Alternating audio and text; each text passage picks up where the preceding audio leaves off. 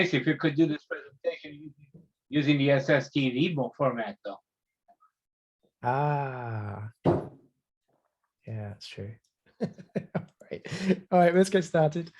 So welcome everyone. Thanks for joining. This is our December club meeting. Normally we don't have a December meeting because we have the holiday dinner on a Tuesday. But since we met on Saturday for the breakfast, we thought we'd have an extra meeting. So Jojo's got the main topic for tonight. He's going to present an overview and share some highlights from the Pacificon conference.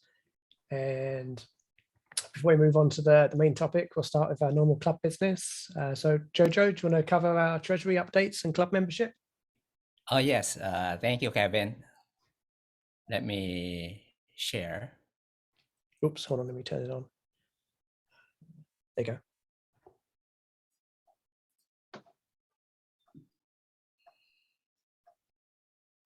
Oh, there we go. Oh.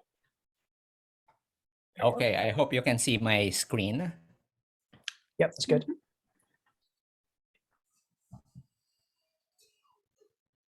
Are you muted? Good evening. My name is Jojo KN6HTD, and I am the club treasurer as well as membership chair. I'm presenting to you the report for our general membership meeting tonight. And we'll start with membership statistics. The total number of members we have as of today is 161, and we have 46 of those who are paid already for the 2022 dues. We have 62% of our membership who also belong to ARRL. And during this general membership meeting, we would like to congratulate and welcome our new members. We have James Thompson, KN6QES, John Van Driel, KN6REO, and I picked up some images from QRZ.com. And this is Arthur, KN6RDD, Austin, KK6TBE, and Garrett Waters, KN6RWN. Congratulations and welcome. I don't think I see them in our meeting, but I hope we can invite them for next time. Let me know if you are here. The new member I am currently processing is Jim Marshall, AI6RC. And for the recent new members, we have John KN6REO, Alf KN6RD, and James KN6QNJ. They are enjoying their complimentary memberships until the end of 2022. They passed their license from designated VE testing areas, especially the Carmichael Elks.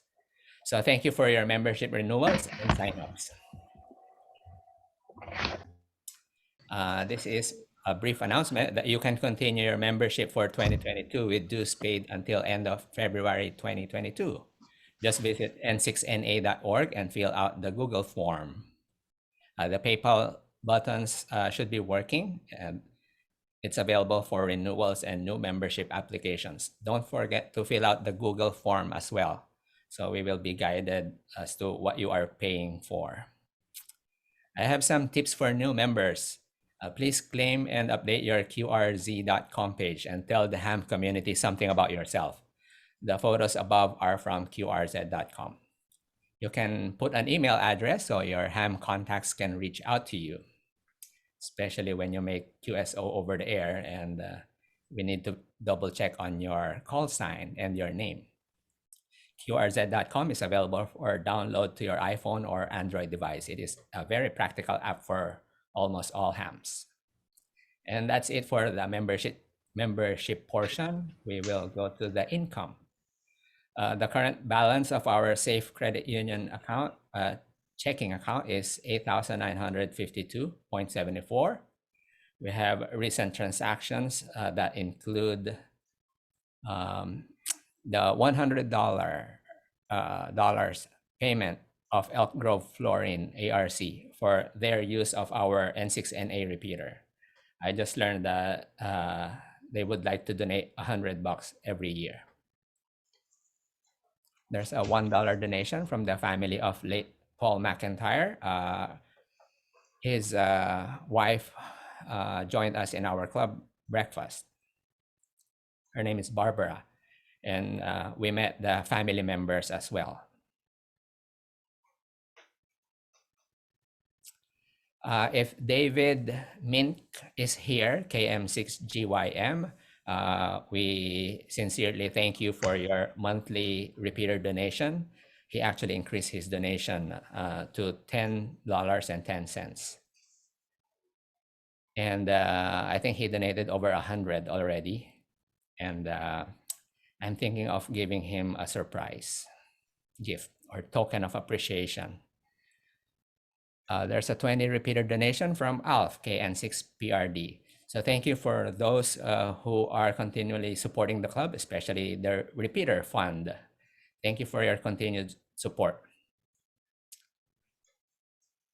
Those are about the income that we received. We are expecting future expenses to be deducted from the account. We had the December club breakfast expense, the home brew prize encashment, and upcoming club insurance renewal for 2022. So this amount will drop down within this month.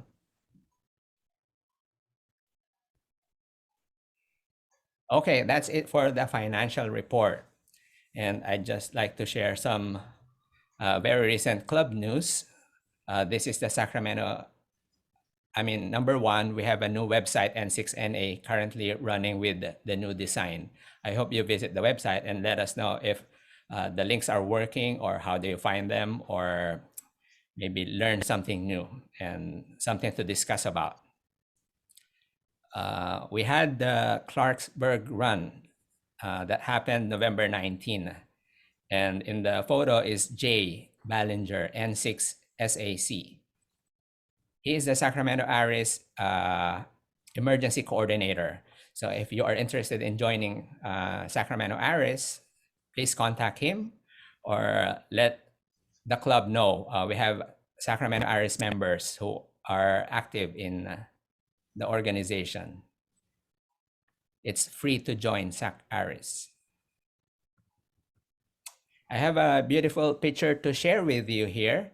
This photo is from last Sunday's California International Marathon. And you'll see 4 young ladies. 2 are hams. The one in yellow vest are my daughters, KN6LRO and KN6LRN. They are from West Campus High School. I am so happy that they joined me participate in this marathon emergency communication support.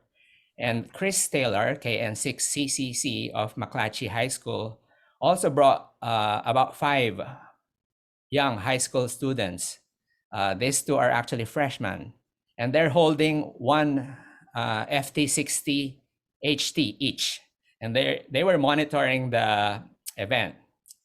Of course, they monitored as well as they cheered, because they love cheering more than monitoring. But it's how everybody begins, something that they can relate to with the activity. I brought my ARRL banner, and it's showing the world who we are. That is a public promotion. Oh, I'd like to thank our members who participated. I recognize Ken, KA6RMN, Dave and Marie, WB6YLK, James, who is our recent member, KN6QNJ, and KN6LRN, KN6LRO. Oops, that's a typo. And lastly, just this morning, we concluded the 4th quarter HeartNet drill. And I was able to do a one-on-one mentorship with Teresa, KM6GXL. She's the only ham in Mercy Hospital of Folsom. But then she was courageous, brave enough, and very much willing to be active on the air. So she just became the net control for HeartNet this morning. We were on top of the emergency room department. So this is actually the rooftop of the emergency department of Mercy Hospital of Folsom. It was fun, and we will do it again next March. So again, this is an invitation to those who are interested in joining the hospital amateur radio team. Yeah. With that, thank you very much. I will stop sharing my screen unless you have questions. All right, thanks, Jojo. Thanks for the updates. And thanks for all those donations to the club and the Beta Fund, and welcome to the new members joining as well. Welcome to the club. All right. Cal, are you able to give us an update on our social media and website for this month? Sure. Hi, very good evening, everyone. I'm Carol, Kilo Pop for Mike Delta, webmaster. And I don't have a fancy slideshow, but I'll just go ahead and put up my, I'll go ahead and share my screen with the data here, if I can.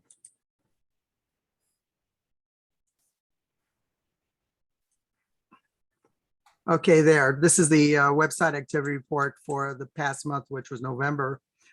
Again, as Jojo said, the new mobile-friendly N6NA website went live on the 17th of November. There was a conversion tool that Google Sites provided, but it left several pages needing a lot of manual editing. So we have Sylvia KS6WTF, Jojo KN6HTD, also Tom Cutter, W6 Bravo Sierra, and Kevin Hook, KK6DCT, who are assisting on a web editing team. I do want to say, if you go to some pages, they're going to look like everything's out of place. There's going to be some links that don't work, and we're aware that that's going on. It's a task in progress. There are a lot of pages there. There are over 30 pages on our website. So that's why we're working as a team to tackle these. A lot of hours went into putting this complete website up in the beginning. So doing this conversion is going to take some more time, but the most critical pages that have the important information are pretty much fixed. The total page views increased from 1,836 in October to 2,297 in November. Peak number of web page views were 344 in November 17th. And I think the reason for that is because this doesn't distinguish between people who are just visiting our website and people working on the website. So we're having a lot of web page views from the people who are working for the time being. And the most active page, again, is a 10-meter page. I had the most number of hits, 515. And I'm pretty sure that just has to do with the HF propagation. We're getting a lot of long distance openings on 10 meters, which people are wanting to take advantage of. A lot of technicians are getting on 10 meters using their HF privileges. So it's a lot of fun. You should try it out if you haven't listened down there. During the daylight hours is when you get these openings on 10 meters. About 50% of the visits were referred by Google. Sorry about that. 36% were direct hits to our URL, which is n6na.org. The rest were from other sources. And again, most of the hits were from California. We had 62 hits from Florida, 42 from Virginia, and the rest from other states and countries.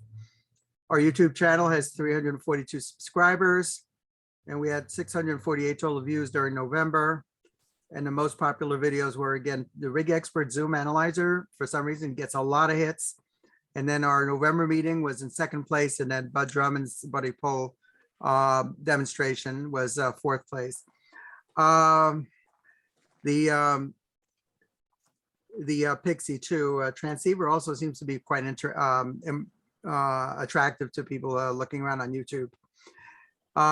We continue on Wednesday with the Slow Scan TV Net doing the live streaming, and we're getting regular hits on that all the time. The Facebook page now has 550 followers, and our discussion group on Facebook has 84 members. The Twitter page has 146 followers, and the Discord chat has 21 members. Give you a little look here. This is the new website. As you can see, the tabs here are now on the left side, but you can click on a tab and go to another page of the website. And it's supposed to be much easier to look at on a mobile device, your cell phone or tablets. It's format's a lot better. So I want to thank very much Kevin and Sylvia and Tom and Jojo, who are helping to get this done. We had a wonderful time at the holiday party. I don't know if you got to see these pictures, but there are pictures. If you go to our website, there's a link right here. It says click to see our holiday breakfast photo album. If you click there, they'll bring you right to this page where it has all of our pictures. And got a good number of pictures here from Jojo. And there I am with the family of Paul McIntyre. And I'm not going to name everybody there, but we had very, very good attendance. We actually overflowed from the meeting room, and we had to spill over into the restaurant. This is the award that was the Frank Award, and there it is with the new line with Paul McIntyre's name engraved in there for 2021. And this is the certificate that was awarded posthumously to Paul McIntyre, our previous president, who unfortunately lost his life to this savage knife attack, which was really sad. And more pictures. And there was we were giving the award there to Barbara McIntyre. So enjoy. Beautiful. It was a great turnout. And thank you again to Sylvia and Jojo for also sharing your pictures for our album. So that's it. Let's turn it back to Kevin. Thanks, Carol. Thanks for the updates. Mm-hmm. Right. Before we move on to the main topic tonight, does anyone else have any news items or anything they want to share? Any announcements or anything?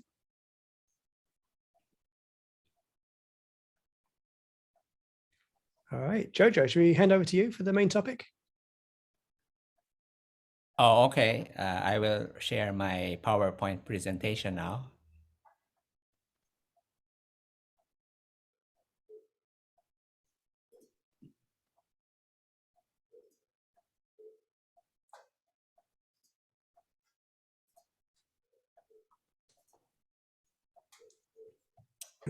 Okay, I hope you can see the slides.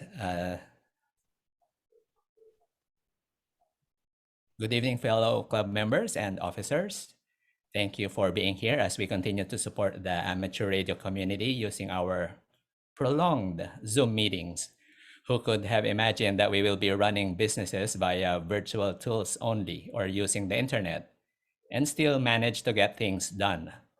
In the same manner, I am taking advantage of multimedia technology to bring forth this Pacificon 2021 takeaways presentation, so more people can benefit from what some of us experienced personally.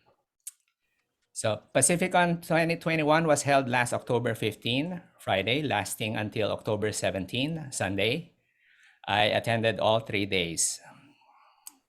As a disclaimer, I will say that I work with HRO and I personally like what Julian Frost did. His work is included in my presentation. So here are some quick facts about Pacificon. Did you know that it is the biggest ham festival in the western part of the United States? Mount Diablo Amateur Radio Club, or MDARC, is the organizer of this annual event. The ARRL bosses are truly in support of this convention, as they actually flew from Connecticut to California. Participants nearly occupied all the hotel rooms in the 3rd floor and most of the parking spaces. So next year, you've got to be early here to catch a spot. There are many interesting presentations, exhibits, raffles, and sales. but most importantly, an opportunity to learn while discovering new friends. They say that the Dayton Hamvention is the next bigger event, but that is in the eastern part of the US.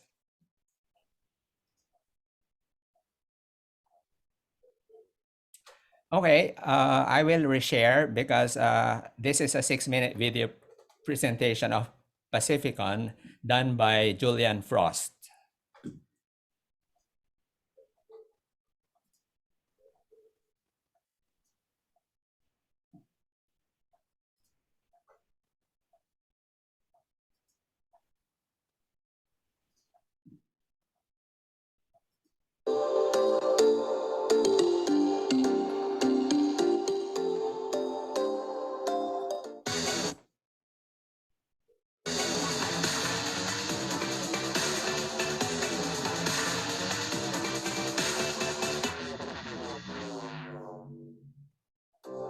Welcome to Pacificon 2020, and of course the first step is to registration. Here's Randy Wright, W6CUA, looking for my registration packet, which of course he's not going to find because it's in here.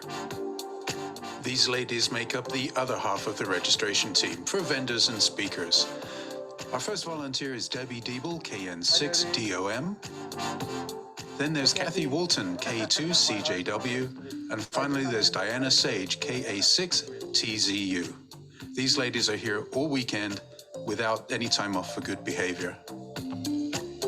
Now we're inside the exhibit hall, and here's the HRO booth. As you can see, there's tons of stuff that's still out in boxes, needing to be put out on display. Oh, an empty box. Oh, it's not an empty box. What is it? It's an ICOM 718. All right, somebody is going to be taking that home this weekend for sure. Maybe today, maybe tomorrow, maybe Sunday. Look at all this stuff. It's amazing. And now it's time to look around the exhibit hall. There's an ICOM booth. Oh, look, PowerWorks. There's a saying that if PowerWorks doesn't have it, it probably doesn't exist. There's Ellicraft. Oh, look, ABR Industries. Hi there, that's Chuck. Again, more Ellicraft booth. Big booth this year. These are the fine folks from Buddy Pole. Looks like they've got some good stuff that's going to go out on display. And now we find ourselves at the Comet booth. Comet's known for their antennas, of course, but also their antenna analyzers and their antenna mounts. And we'll come back to them later on in the show. This is TACCOM. They make some really cool carriers for your radios, so you can take them mobile anytime you like. Yeah, I might need to buy one of those. Next up, Lido Radio Products. I think every ham has at least one mount from Lido in their collection of gear. They've got some really interesting stuff coming up this year. We'll come back to them later on in the show. Island Amplifiers brought a couple of their amplifiers for show. Look at these things. They're so cool. Yep, gonna need one of those as well.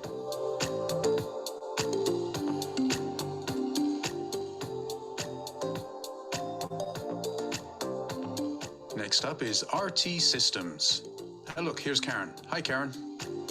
If you have a radio that needs programming, well, RT Systems has both the software and the cables that can do it. We'll come back for a demonstration later. Connect Systems bought a good selection of Anytone digital radios and also the Xiegu G90. Here we are out in the hallway, and I've discovered some fast-scan television. This is the amateur television network displaying their stuff. Look at that picture. It's pretty incredible. Yeah, more stuff to buy. Still in the hallway, Avontrade is here. And they got a whole bunch of stuff that we can look at. And some of it we obviously need and we'll have to take home.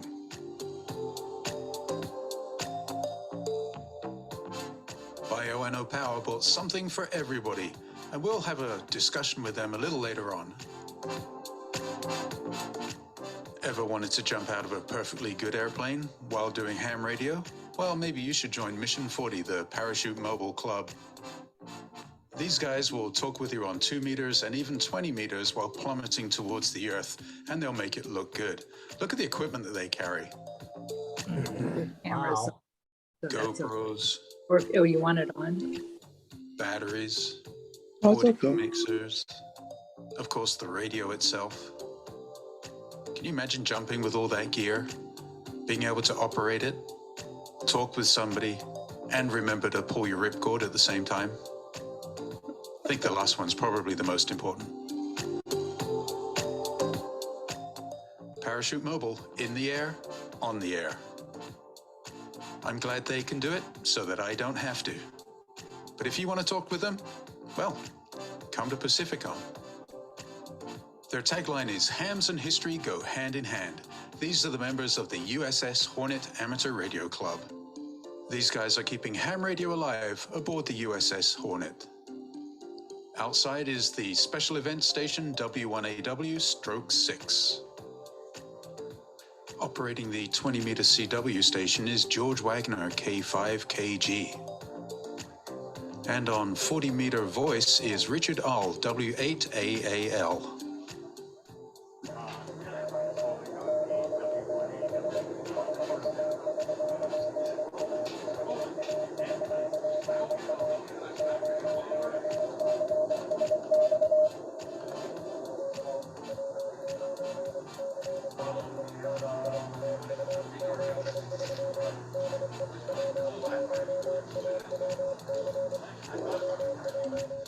Here we are back inside and at the ham radio outlet store again.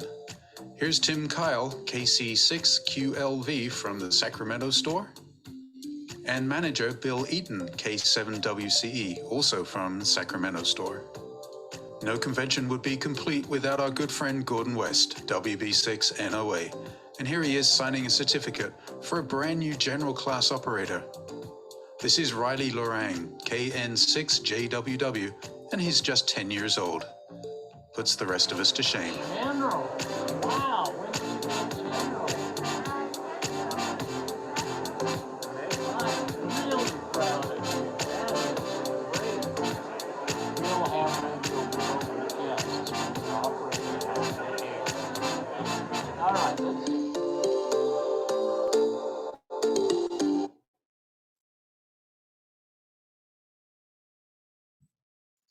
Okay, the 6-minute video. I hope you liked it. I will reshare.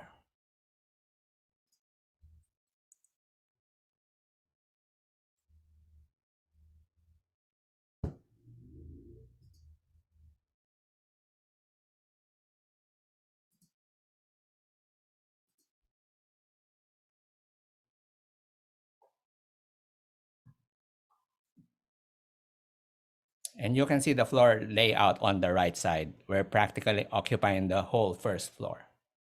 It's a big event. You should come next time. When I went to Pacificon, I was excited to meet the hams I've only seen in books or watched in YouTube videos. Julian Frost, N3JF, is one of them. He is the HRO ham radio sensei. Why do I care about Julian? He is the webmaster of HRO, and when I offered my photography services to HRO so I can put up some nice images of the new store in Google Maps, I had to collaborate with Julian. So I met him at Pacificon and we easily rubbed elbows for the first time during our eyeball QSO.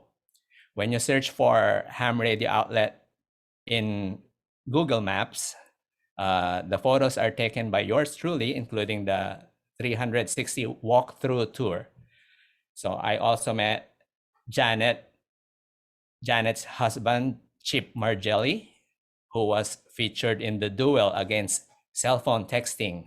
That's CW versus texting in the Tonight's Show with Jay Leno.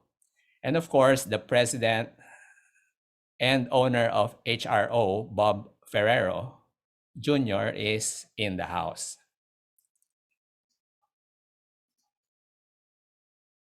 Oops.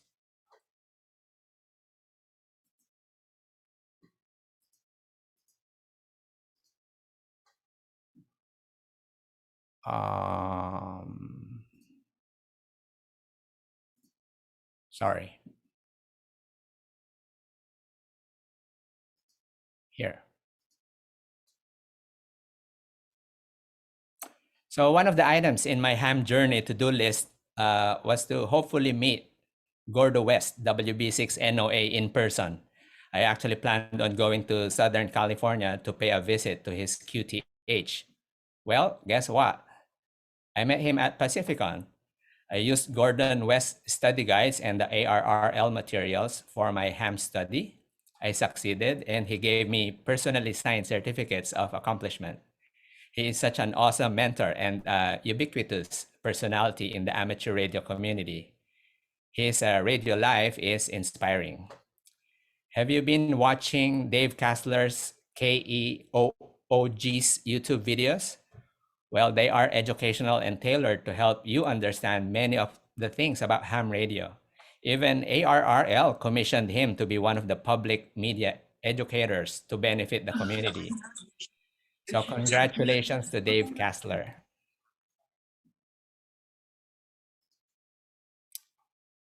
So far, with all those people I've seen with the past 5 slides, what are the takeaways?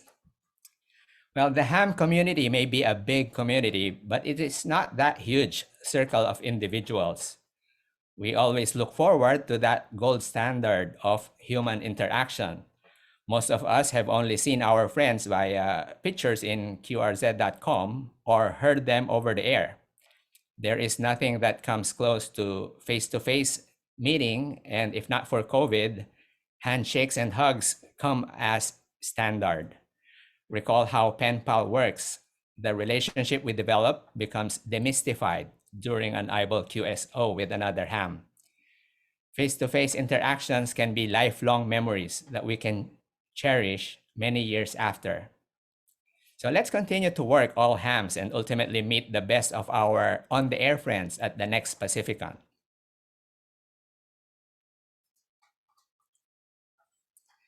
Now, next, let's talk about the speakers.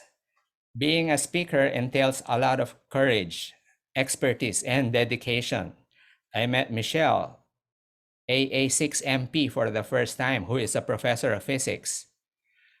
Physics is close to my heart because my dad taught physics in high school, and I always go to his physics laboratory when I was a kid. She discussed small loop antennas, and subject matter experts bridge the knowledge gap between theoretical knowledge and practical applications to things. Many of us have varied levels of technical understanding, but the ham community has this wide diversity of human resource that one can always find somebody who can match up with your understanding, has adequate ability to help, and share similar interests with you, so you can enjoy the hobby. This follows the principle of resonance. As antennas have this property, so do human interactions. Again, this is Chip Margelli, K7JA. He presented the ultra lightweight 20-meter beam antenna made up of fiberglass fishing poles, some PVC pipes, angular aluminum, and wires.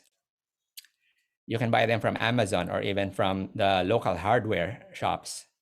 This antenna is assembled or can be deployed very rapidly, especially during field days. It performs great. He tested it, and you can carry it with just one hand. This is the essence of home brewing. One creates something that is effective, doable by other hams, and most importantly, affordable. He actually gave a few pages of the recipe for creating that beam antenna. And it doesn't compare to the commercial antennas that are available out there that starts at 300, going to 500 or 600. So he shared that to the community.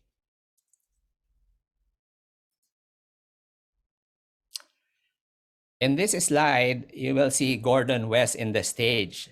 Gordon West, again, WB6NOA, a longtime ham and author of the Gordon West review books, did a demonstration of shorting the battery terminals with a wire, thus creating a smoke. So the wire insulation burned and it caught everybody's attention with a whoa. So this very same demonstration, when taught to kids, will let them know what it looks like, how it feels hot when the wire gets shorted, and see smoke. We saw smoke, or maybe inhale the smoke, and maybe they will not forget. So all of these things will make a permanent mark in their brain regarding the concept of short circuit and the risk of fires. This was my own childhood experience with electricity and electrical circuits.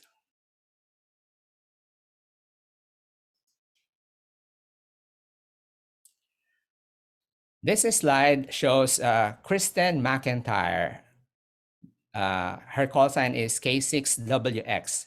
She is the ARRL Pacific Division Director. She discussed waveguides and circulators. This amazing technology allows directing microwaves as if they were physical entities that we know, like air or water running in pipes. So the wave is actually directed by a system of tubings and turnstiles.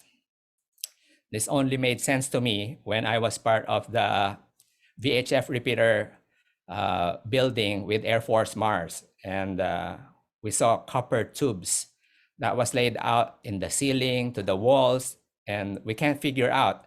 And this made me realize what they were. It's very helpful and enlightening.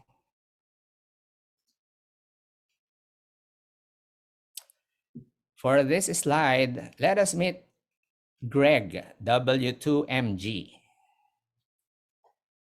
He belongs to the San Francisco Radio Club. He is the current president now. He presented the San Francisco Wireless Network in the city. This is all about Amateur Radio Emergency Data Network, or ARDN.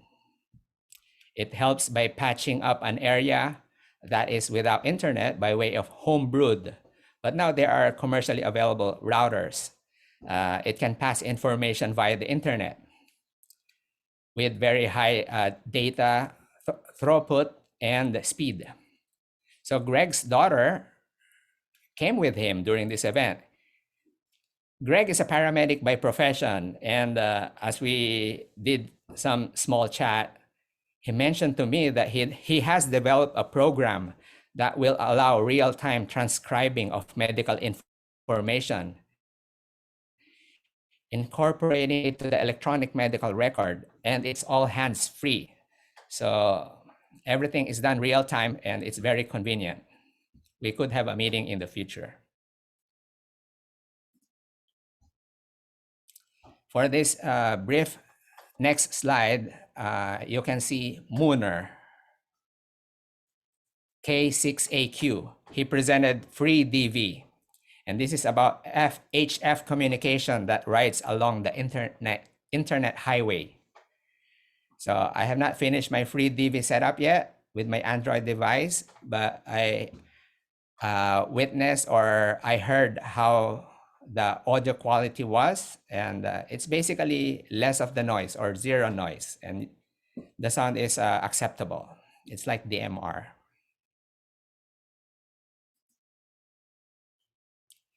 For this next slide, we're talking about a famous ham in our community. This is Alan, W6WN. He presented the topic about radio for the rest of us. And as you can imagine, having an educated and trained group of people in the community will provide the best chances of being useful during emergencies. So to discuss briefly, this network utilizes all usable frequency bands that all of us are familiar with. For example, Family Radio Service, or FRS, General Mobile Radio Service, or GMRS, and ham radio. So Alan was able to build these neighborhood watchers who are trained to contact other designated radio operators until somebody can summon the local police or 911. So during the recent Caldor fire, the neighborhood watch program was put into very good use. So they were tested, and many people consider their pets as family members. Hams and other radio operators shared the legwork in rescuing them. Because of that, Alan was featured in the news, and He was recognized for his amazing leadership. So congratulations to Alan, W6WN.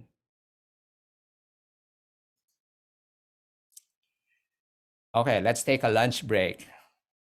I call this the get to know each other better lunch. Initially, we were occupying tables solo, but with the initial acquaintance with the attendees, the acquaintance developed into warmer conversations and became friendship. We invited each other to conglomerate and more ideas poured in, thus making the lunch more satisfying.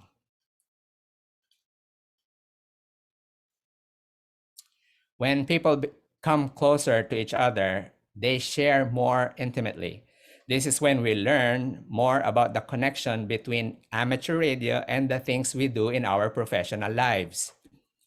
We also learn their secrets and even pet peeves. So we get inspired by what people around us accomplish. They become living testimonies of dreams many of us consider being impossible. And during this lunch break, Kristen shared her passion about flying. She shared the image of her private plane.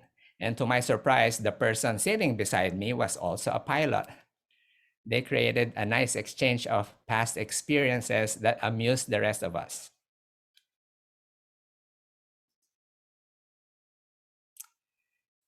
Here is John NZ6Q. He is the San Joaquin section manager. He held the recent Grand California Shakeout drill that the whole state observed or practiced as a disaster event. He administered my general exam at Stockton Delta ARC in person. And I have not known him enough to find out how he didn't have his left arm. I call him Captain Hook to remember him better. He has a prosthetic arm with metal pincers.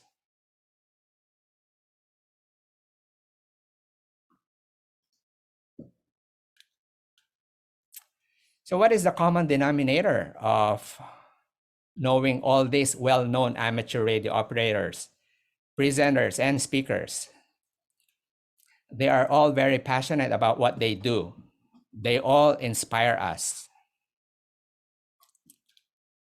A new ham learns something new, gets inspired into reaching for the next level, and is assured that help is just a QSO away.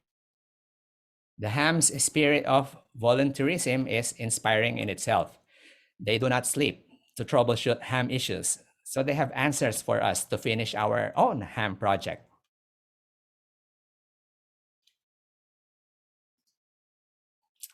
As we continue to explore the rest of the Pacificon exhibits, you can see this red pop-up tent with the banner saying W100 AW/6.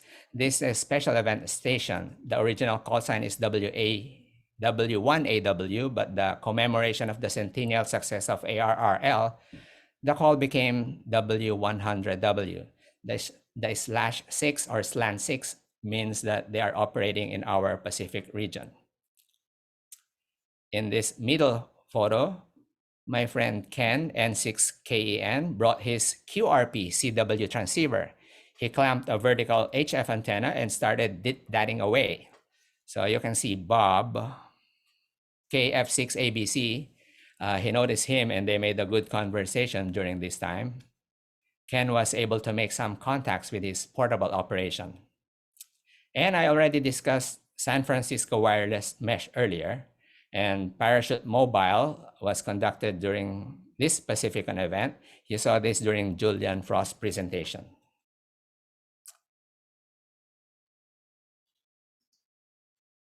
This is during our special dinner meeting with the ARRL officials. I met Michael, KH6ML, who is a store manager at Tiki's Grill in Hawaii. So I will look for him when I go there, or remember this name, or try to make QSO with him and befriend him.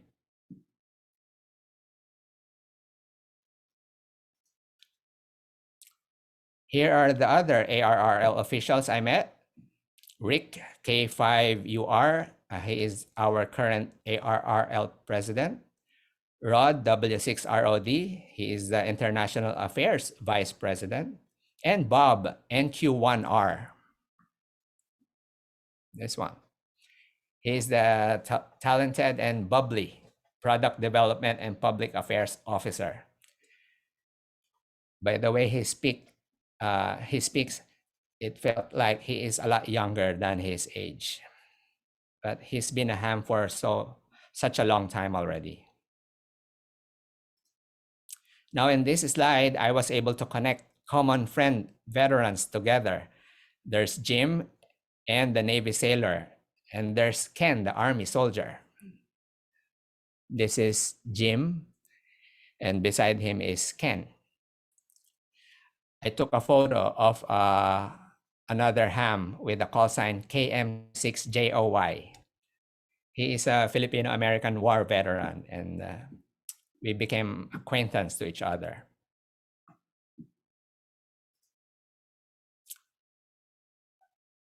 Oops. Okay, this is talking about ham swaps or swap meets. This started earlier than 5:30 in the morning on Sunday. This slide is about ham buddies from dawn till dusk. I present to you Jim, AA7HR. He is the Navy veteran who is my very first Elmer in UC Davis Medical Center. He was so excited to find a new ham in the hospital. So there were just two of us when we started. I emailed him about my interest and he traveled to meet me for lunch one day. He has been very supportive of me in rebuilding the hospital amateur radio team net because he was one of the original members of it. He is now an extra class operator and one of the HeartNet control stations.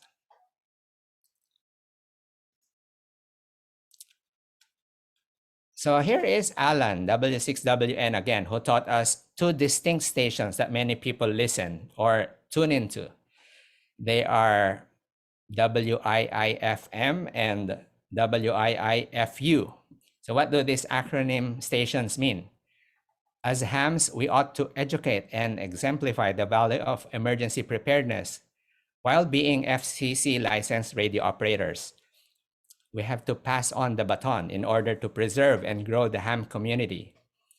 We should be able to answer passers-by and friends about the noble thing or things that we do. We should be able to explain, pique interest, and inspire. So WIIFM is what's in it for me and what's in it for us. We should be able to answer those questions.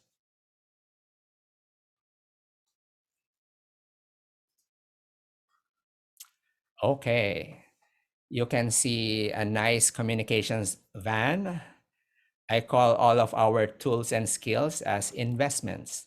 So look at the most high-tech communications van in Pacificon.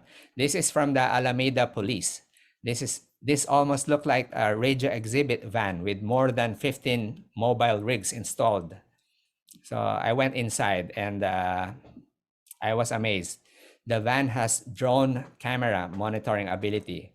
So I actually saw Tom, NN6H, trying to learn how to fly the drone, and we recognize each other.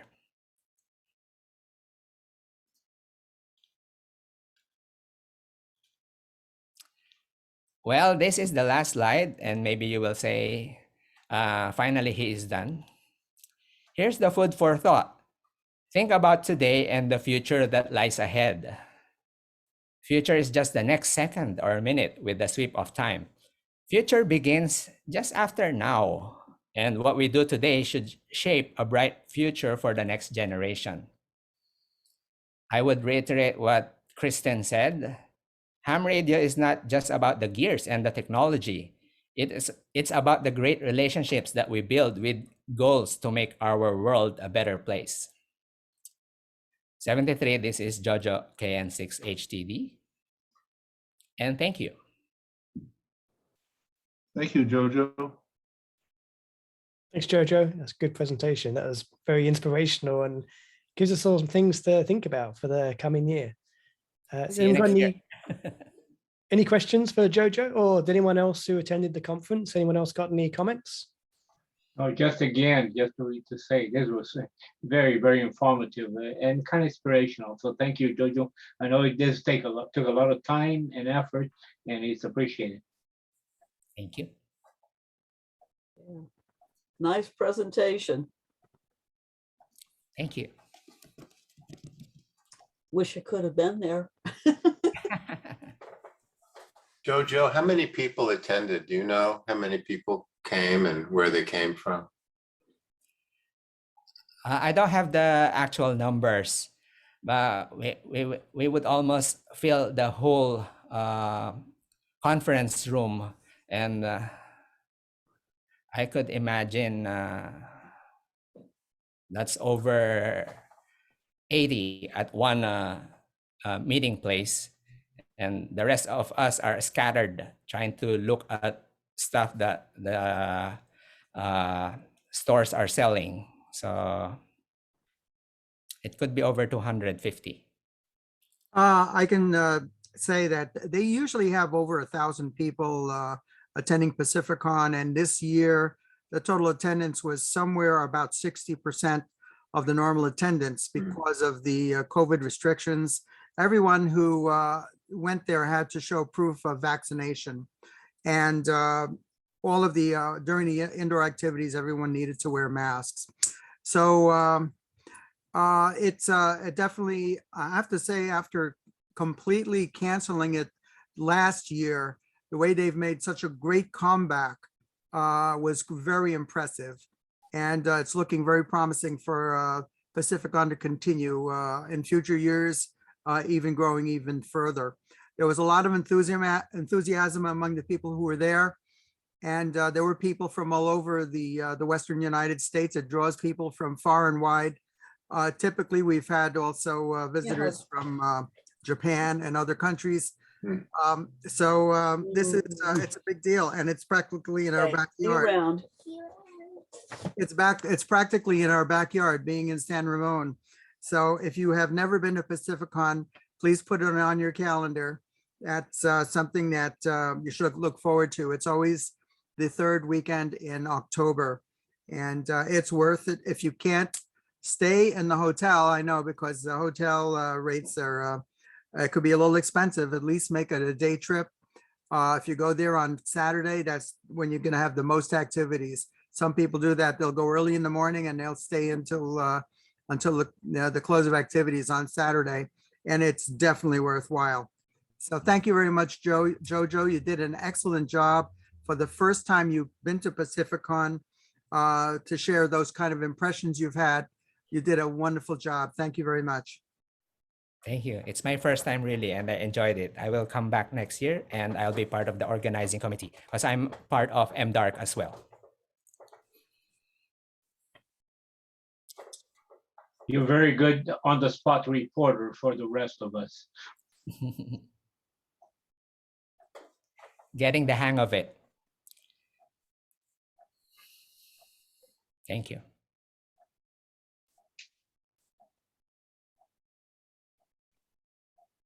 All right. Any other questions or comments, or anyone else have anything else for tonight? Just before we end, I just want to pass on that we should not forget that today marks the 80th anniversary of Pearl Harbor, and we should at least remember those who fought and defended us at that day. Very important day.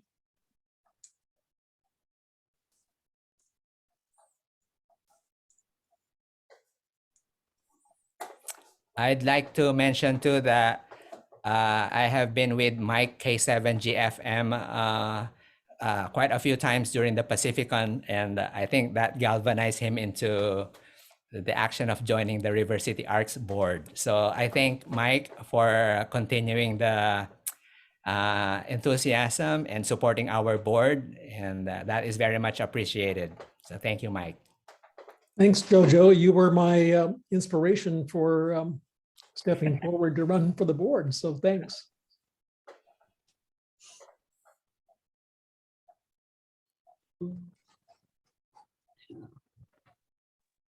All right. Well, hopefully, Mike, you can join us for the December board meeting, and Kayla as well. I don't think Kayla's on tonight, but yeah, hopefully you can both join us for the next one. Thanks. I got tangled up on the whether it was the 4th or the 5th Tuesday, and I won't make that mistake again. Oh, it's okay. No, I got confused as well. I didn't send out the invite until like about an hour before, so I apologize for the last one. I got confused too. Yeah, I wonder if Phil could tell us a little bit about what's in store for our January program. I understand we have a celebrity going to be talking to the club. Phil, KD6RM, if you would unmute yourself. Carol, I think that's something that Tom's putting together. I think we're going to have Tom Schiller address our group. And Tom's quite an interesting fellow. I've copied some of his antenna inspirational material, and he does a bang-up job. Yeah, Tom Schiller is November 6 Bravo Tango. He is one of the regular presenters at the antenna forums at Pacificon, and he has his own company. What's the name of his company again? He was, I believe it was Force 12, and now it's, actually, I don't recall what the name of his new company is. I believe it's Next Generation Antennas, I believe, something like that. I think that's exactly right. Next Generation. He he's quite a guy to listen to, and he's got a book out called The Array of Light, and in there's several pictures of his antenna farm. A lot of the stuff that he's done. He's probably the most successful de-expedition guy on the planet, and there's a lot to be learned in listening to Tom.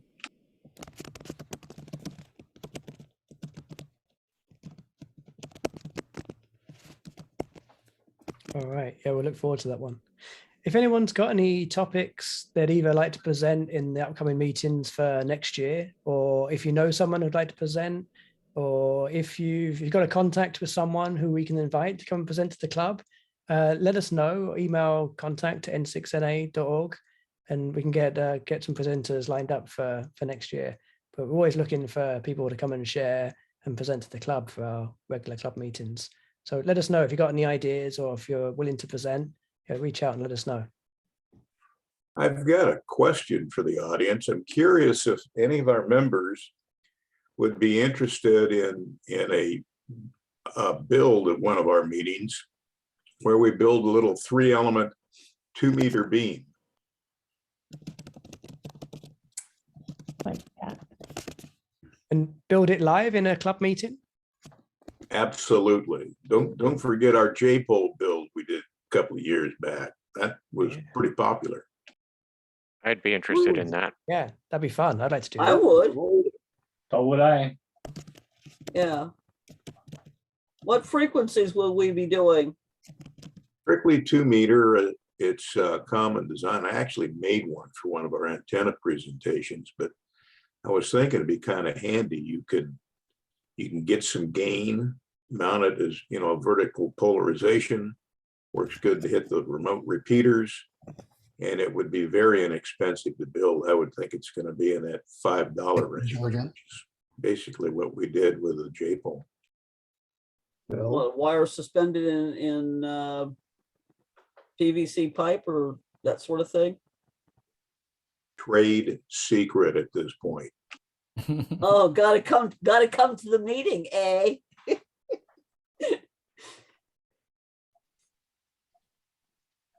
Phil, where would you hold this?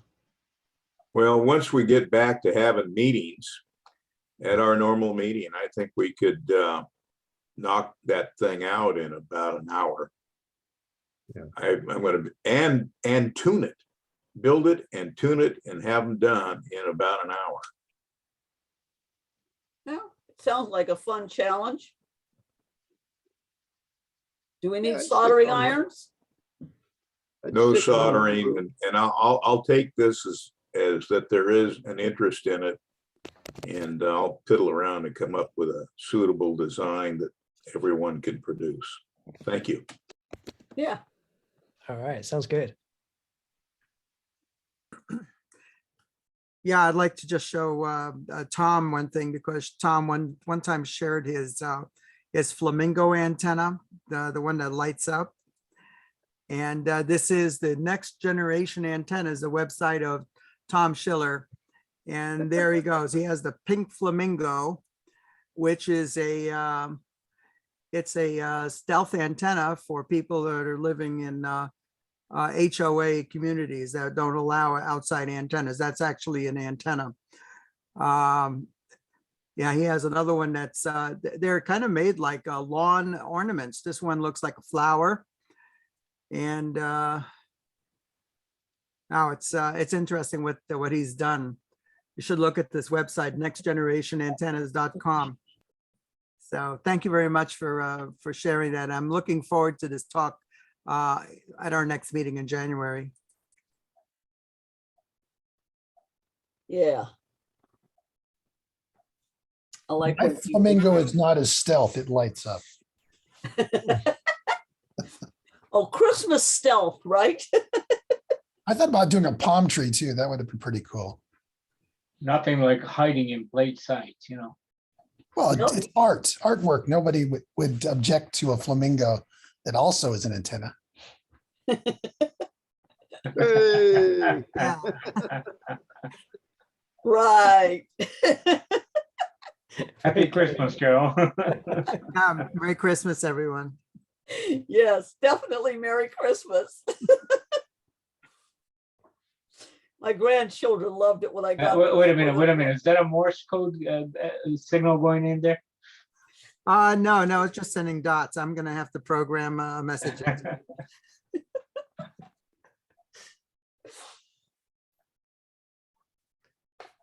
All right, very good. All right, any last minute things for tonight, or should we wrap up? I think we've done well.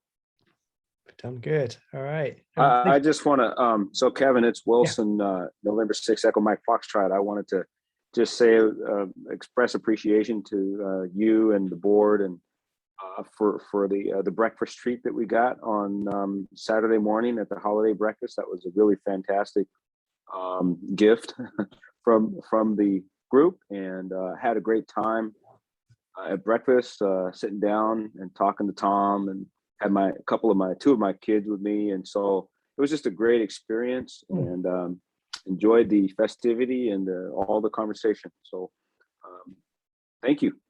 You're welcome. You're welcome. I'm glad it went well. Sorry I couldn't make it, but it sounded like it was a good event. So yeah, that's good.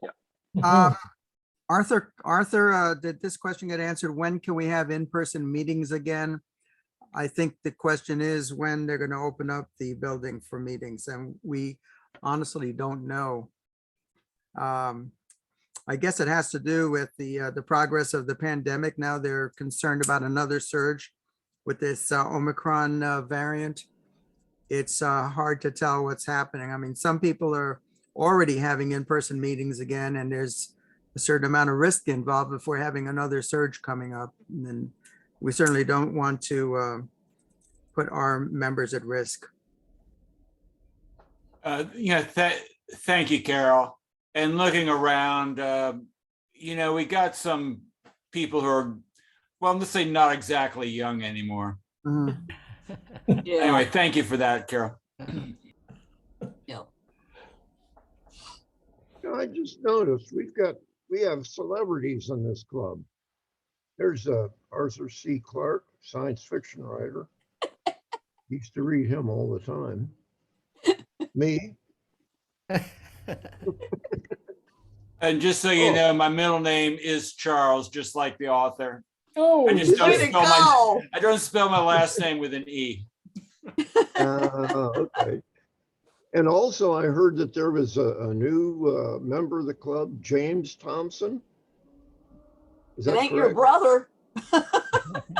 Well, James Thompson is my brother, but not this James Thompson. He's a brother from another mother. He has a brother Jim, that's for sure. Yeah, I have a brother named James Thompson that lives up in Grass Valley. It looks funny when we bump into it, though.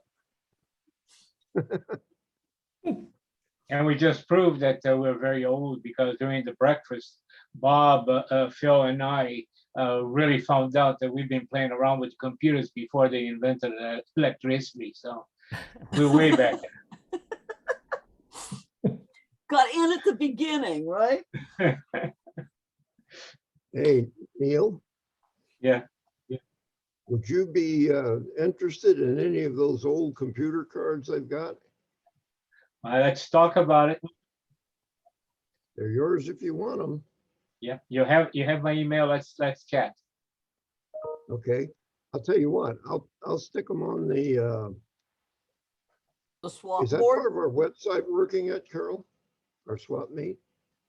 Swap page? Yeah, the swap page, we're in the process of updating that. But we Okay. still have Okay. it. Yeah. All right, well, Neil, let's wait until that gets done and I'll put it up there. Then I can list everything that I've got. Fair enough. Thank you, Ken. You know, I have a question for Hank. Hank. I see that 3D printer behind you doing something here. What's going on? Oh, it's making a bowl. She can see it. Yeah, we It can was see better it. before, Hank. Tip it back down. Oh, look at that.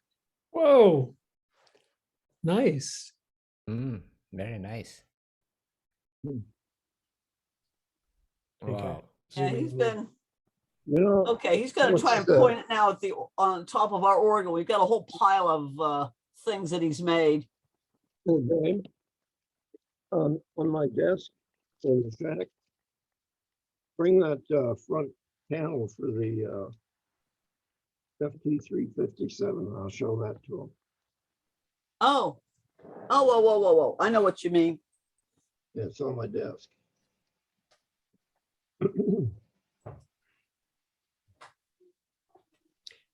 How long is it going to take to complete that bowl, Hank? That one there will take. Hey, hon, I got it. 42 minutes. Okay. See this? Hang on. He did that on the printer, and it's to fit his My okay. Yaesu FT. The Yaesu. 357. Is to mount the faceplate in so you can do a remote faceplate anywhere, not just in a vehicle. And there are models that allow you to do it for various other faceplate, separatable, I guess, like for ICOM and the other radios that have separatable faceplates. They have models that can be printed up for those too. And also KX3 stands. Yeah. I don't know where the XK3 thing got to. I'm still Maybe you working can on partner with Lido Mounts and start selling some of your original inventions. Well, except that he's not inventing them, but yeah, there are people that probably would appreciate having something made up for them, though. So amazing. Yeah, the Sacramento Public Library has a maker space that they were offering free 3D printing for people who are members of the Sacramento Public Library, which of course is free.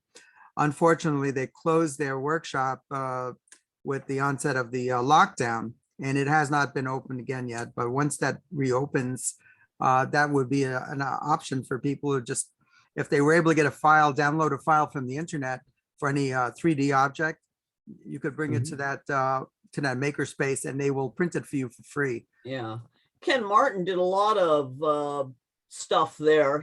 I think he brought some things to some of our in-person meetings to show us some of the small enclosures and things like that he made. So yeah, that was made at Arcade Library. Last time I checked, they didn't have it.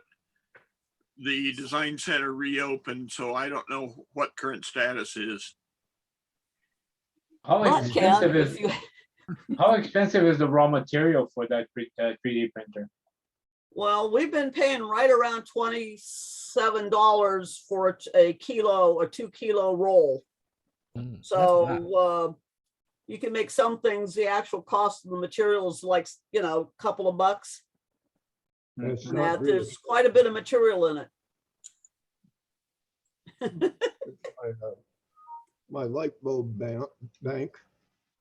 This is kind of cute because it unscrews.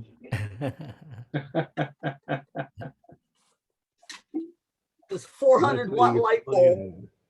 See, if I had any money to put into it, I could show it better, but I don't. But anyway, he's been having some fun with it. He'd have more to show you, but every time he gets a good collection of things made, somebody shows up and he says, "Do you like that? Take it." It's a little bit like knitting and crochet. If you kept everything that you made because you like to do that, you'd be swimming in it. This here is my bencher paddle. Ooh, that's nice.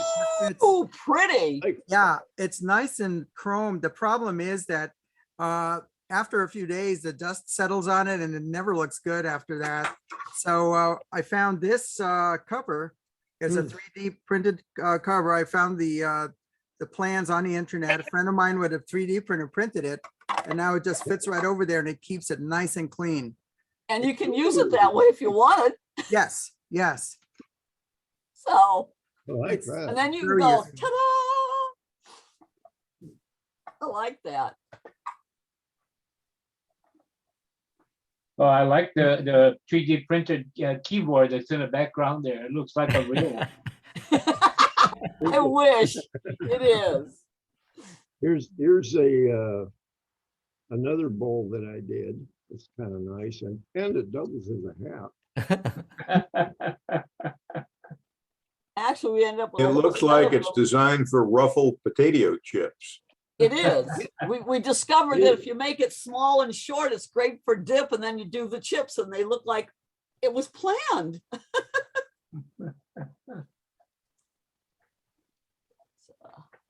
Yeah, he's been having a good time with it. Okay. Yeah. Chips and dip. Perfect. So are they dishwasher safe? After you've used them for food, can you put them in the dishwasher? We just rinse with chips. You just rinse them good, you know, Yeah, just okay. to swish. And I have a couple of stainless steel bowls that just fit those plastic ones to put the dip in. So I'm not worried about, you know, but they would look chintzy sitting out there, you know, clunk, but they look fine with gush in them and sitting in those nice bowls. So it worked out perfectly. I'm assuming they're not microwave safe. Well, you don't need to, No. but it's PLA, and I think in all probability that they would be fine. It is a food safe product in general terms, but because we don't know what materials are used for the color inclusions, we don't feel that it would be appropriate to heat them up with food in them, because you never know what might, you know, leach out into the food. But the PLA itself, the raw material, is not toxic to use around food. That So- sounds very interesting. I'm okay on QRZ with my email. If you can send me the printer model number or some information that I can check into it, I would be interested in trying to learn about it. The sure, it's be Creality, and it's their okay. My model's a CR10 CR version 3. CR10 V3. Like Charlie Romeo 10 V3? Yeah, Charlie Romeo 10 and then V3. You know, you missed your opportunity there, Neil. When Amazon has their what is it? Black Monday, Friday? whatever it is. I bought a CNC router that you can do printed circuit boards on, and it was like 40% off on one of their specials. Yeah. Imagine the same thing works for those 3D printers. There's another brand, and I can never remember the name of it. There's one of them that's a little higher end. I think it's around, like ours is, I think, around $500.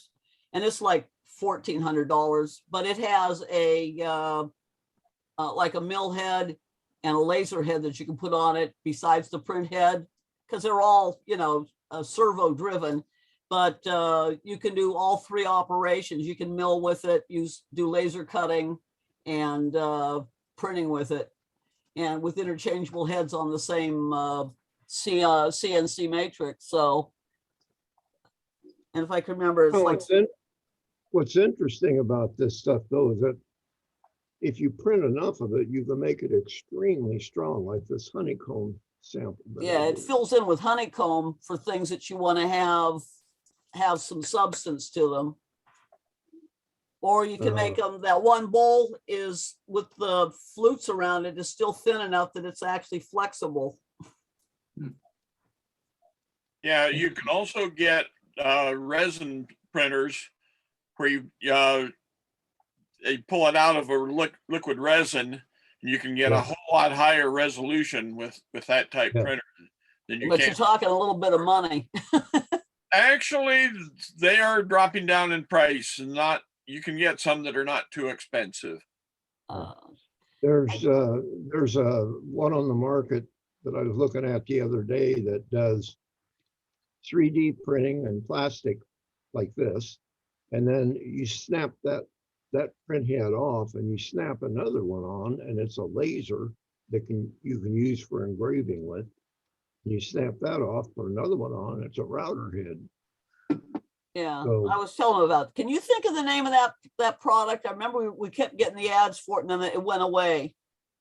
I don't remember what it was. Anyway, I'll figure out what it is.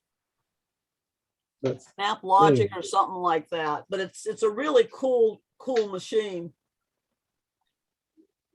Anyway, computer-driven things, technology has really, really made creativity possible for some of us who otherwise wouldn't even approach it, engraving and some things, you talk about resolution. I don't know if you probably can't see hold it this, but still. you I can see it. Okay, stop talking because every time you talk, it switches over to you. That's But you can impressive. actually see the face on it. Yeah. I And wonder the what files Michael for has those on. items are available on the internet. Yeah, Th- there's these were all models that I got off the internet. But Creality, the company that I bought my print from, has a 3D camera system out now. It's kind of pricey. It's about $750, but it can photograph anything of any size. It's just like a movie camera, only it's 3-dimensional. And some of the accessories that come with it are turntables where you can put statues on them, things like that. And the output of that camera goes into a program that makes